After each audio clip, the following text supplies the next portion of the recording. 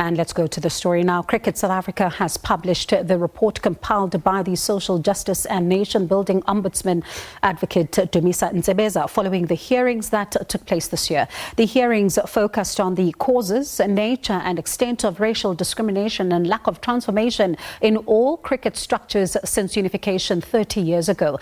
The Ombudsman's process was initially due to last 4 months but was later extended to over 6 months at the Ombudsman's request.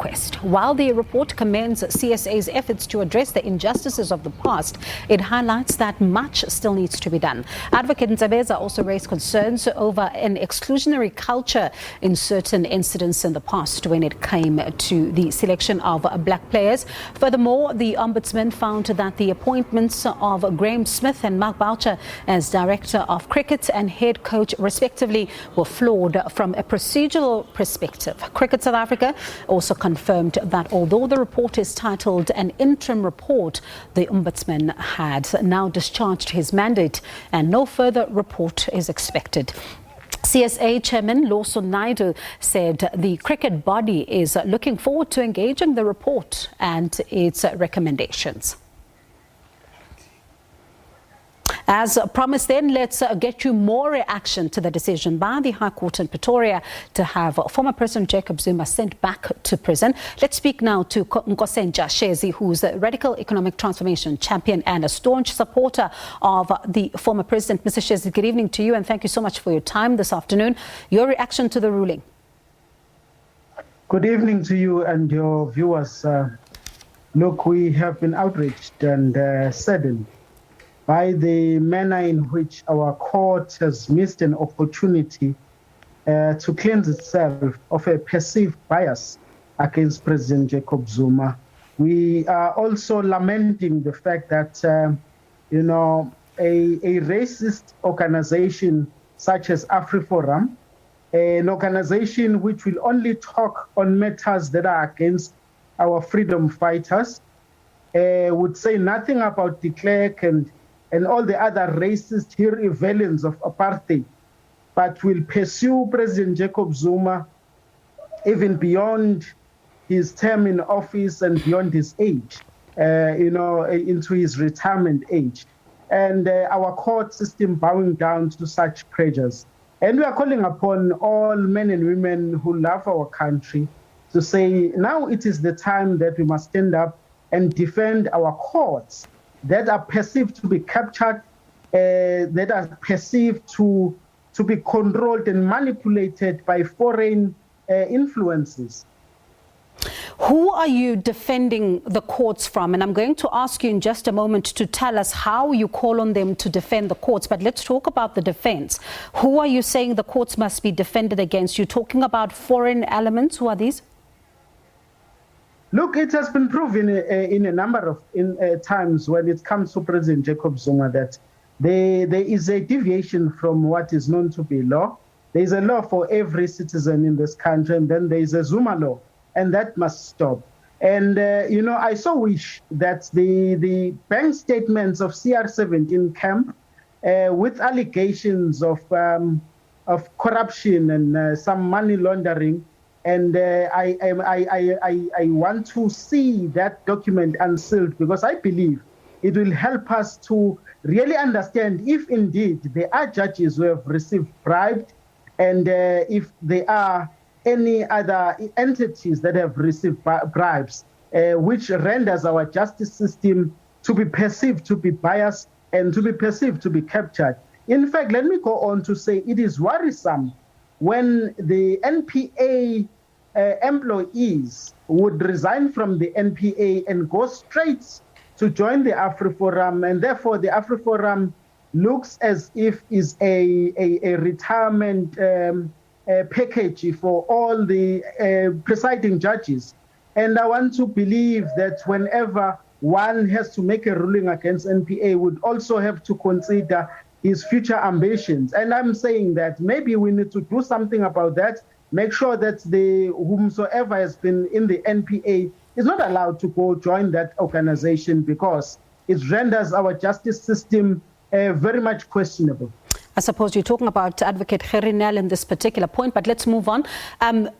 You say that all those that are not happy with this particular decision must defend, the courts. What kind of defense are you talking about here? Well, first and foremost, I want to believe that, the lawyers would challenge this decision in a court of law. But we are in a democratic dispensation, and in any democracy, it's a game of numbers. So whenever people do not disagree with a particular matter, they must show that, they must take it to the streets, they must demonstrate, they must picket, they must march in their numbers. Like we did against apartheid, I think it's the time that we mobilize society today to rise up and defend this hard-earned democracy, the democracy that came very hard. Shezi, in fact, this afternoon, the lawyers have, in fact, filed the papers with the intention to lodge an appeal. But you're talking about people going to the streets in their numbers, and you say that people who were not happy during the time of apartheid with the system were in the streets and they were expressing themselves, of course, in the manner in which we now know, in the public domain. But I can't help but ask you this. In July, we saw some scenes that were quite disturbing. Now, what happens if some that are listening to you tonight interpret what you're saying as maybe let's go and do what happened in July? What would you say to that? Well, that will be unfortunate. But I am calling upon citizens because I do not really know what are you referring to in July. So many. I'm referring to the unrest that we saw in Gauteng and KwaZulu-Natal.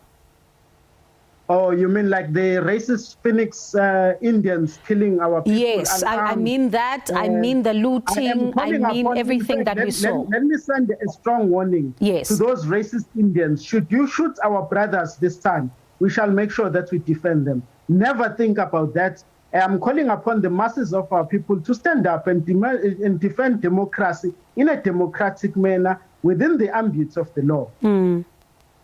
And what happens then if, while you talk about that one, that one part of Phoenix, which of course we all agree was very disturbing, let's talk then about the other part, which we then saw some shops being looted, some business owners, being without their livelihoods, others who are saying that they're simply battling to make ends meet. What happens then if some people decide to interpret what you're saying as saying, let's go back and start looting again? Look, I don't think anyone would interpret what I'm saying as looting. If somebody decides to interpret it that way, I can't help it. I only have one brain and I only have a freedom of speech, which allows me to express what I'm saying. If someone decides in his own wisdom to change what I'm saying, to say what I'm not saying, how can I control that? Would you be able to control such things? I don't think so. But it does not stop me. It does not stop me to do what I have to do so that our country can be liberated and we can live in a peaceful and a just society where the rule of law is respected by ordinary citizens, the judges themselves as well. Shezi, I wonder then, have you spoken to the former president or anyone close to him, and how is he feeling tonight?